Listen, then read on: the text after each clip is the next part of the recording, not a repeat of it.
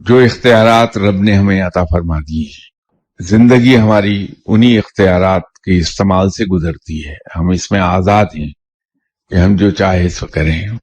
جب کوئی شخص، کوئی کنبہ، کوئی قوم، کوئی ملک حرص اور لالچ کا شکار ہو جاتے ہیں، اور حرص اور لالچ کا شکار انسان اسی وقت ہوتا ہے جب اپنے وسائل سے باہر جا کر زندگی گزارے، جب وہ اپنی چادر سے زیادہ پاؤں پھیلانے لگے.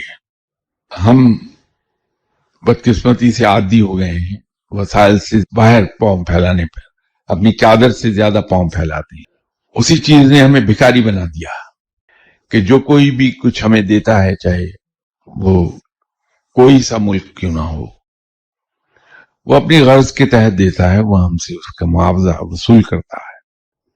دو مسلمان ملکوں کے درمیان برج کا کام کرنے کے لیے ضروری یہ ہے کہ ہم باوقار ہوں، اور باوقار اسی وقت ہوا جا سکتا ہے جو آپ صلی اللہ علیہ وسلم کے فرمان کے مطابق اوپر والا ہاتھ نیچے والے ہاتھ سے بہتر ہے.